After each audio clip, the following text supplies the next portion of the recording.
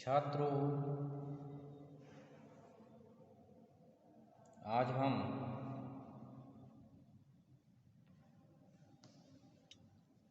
आपके समक्ष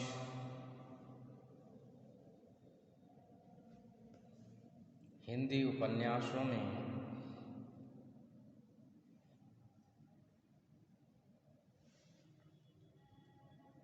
वर्ण विषय को लेकर प्रस्तुत हुए हैं। हिंदी उपन्यासों में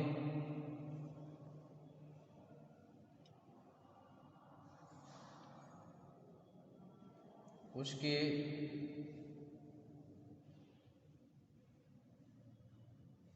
वर्ण विषयों में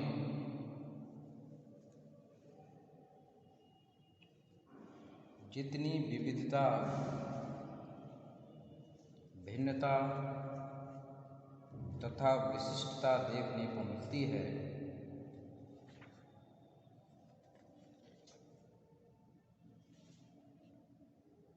वह अपने आप में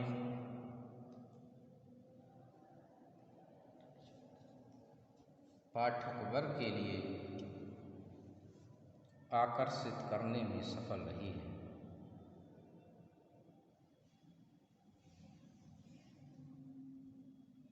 हिंदी साहित्य में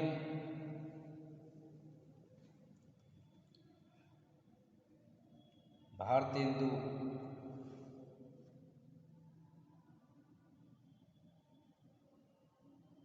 युग से ही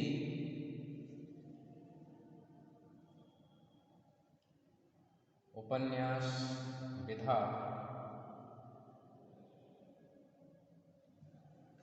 प्रारंभ होती है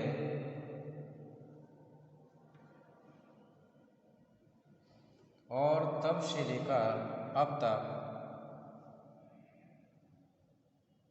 विभिन्न पड़ावों को पार करते हुए यह विधा निरंतर प्रगतिशील है। तो समय और परिस्थितियों के अनुरूप प्रमुख रूप से जिन विषयों को इसमें उठाया गया, आज हम उन विषयों पर दृष्टिपात करेंगे। हिंदी साहित्य में उपन्यासों की शुरुआत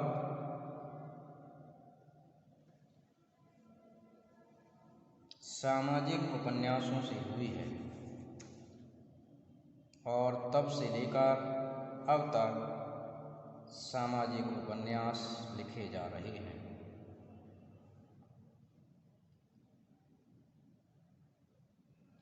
पंडित गौरीदत्त शर्मा ने देवरानी जेठानी की कहानी, श्रद्धा राम फल्लौरी ने भागवती, तो लाला श्रीनिवास दास ने परीक्षा गुरु जैसे उपन्यासों से उपन्यास विधा को प्रारंभ किया।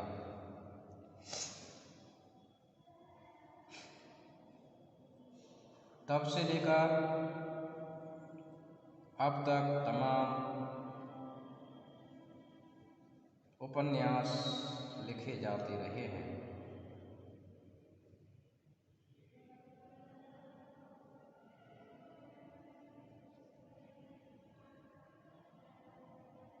बालकृष्ण भट्ट ने नूतन ब्रह्मचारी, एक अजान 100 अजान एक सुजान,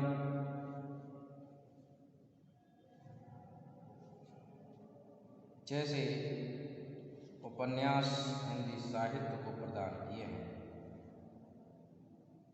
मुंशी प्रेमचंद जी सामाजिक उपन्यासों को लिखने में सबसे आगे रहे। उन्होंने 1 दर्जन से अधिक उपन्यास लिखे। सेवा सदन, गोदान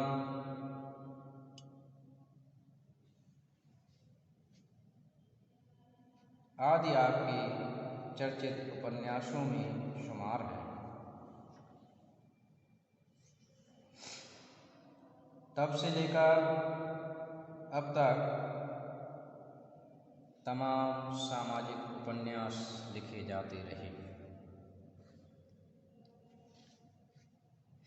उसके बाद अब हम ऐतिहासिक उपन्यासों की यदि बात करें तो ऐतिहासिक उपन्यास हमें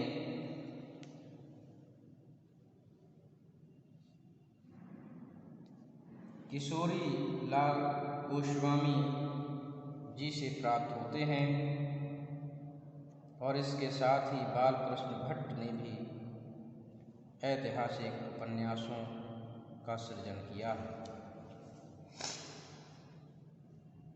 इन उपन्यासकारों के साथ ही मुंशी प्रेमचंद जी ने भी ऐतिहासिक उपन्यास लिखे हैं और उनके बाद अनेक ऐतिहासिक उपन्यास लिखे जाते रहे हैं। इसके बाद तिलिस्मी और अय्यारी संबंधी उपन्यास, तिलिस्मी उपन्यास लेखन की शुरुआत देवकी नंदन खत्री जी ने की। उनके चंद्रकांता, भूतनाथ जैसे उपन्यास चर्चित रहे।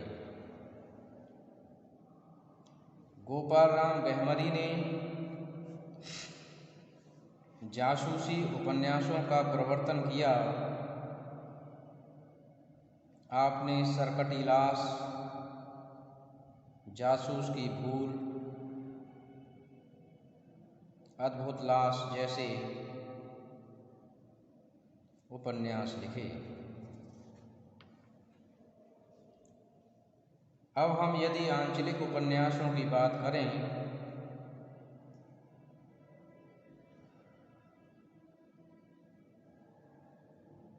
तो शिव पूजन सहाय ने देहाती दुनिया एक आंचलिक उपन्यास लिखा है। फणीश्वरनाथ रेणु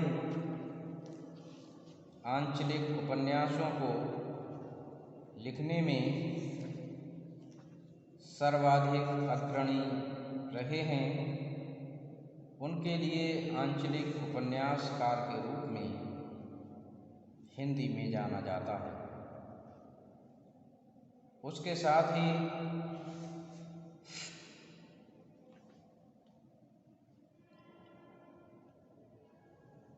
श्रीलाल शुक्ल का उपन्यास राग दरबारी भी आंचलिकता का पुट लिए हुए है।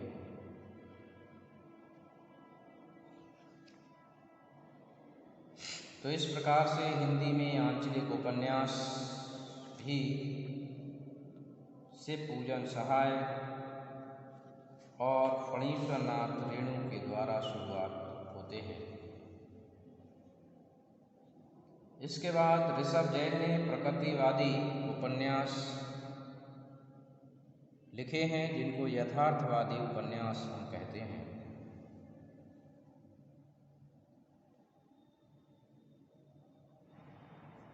दिल्ली का व्यभिचार,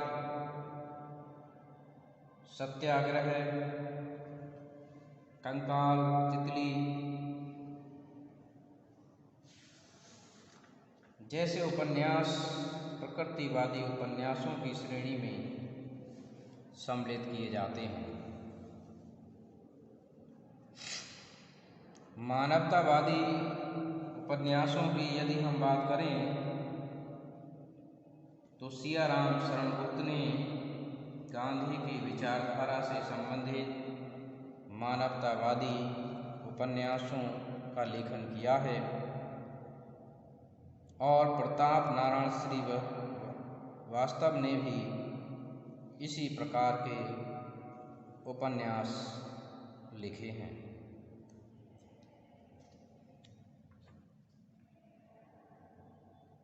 इसके पश्चात हम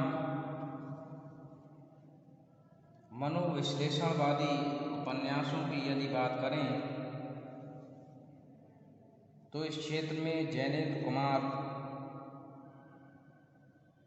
को इसका जनक माना जाता है।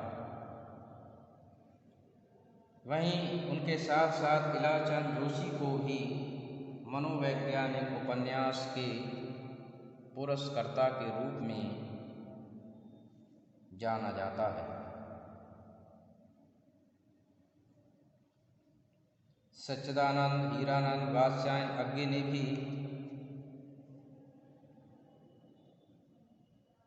मनोविश्लेषण से संबंधित अनेक उपन्यास लिखे हैं।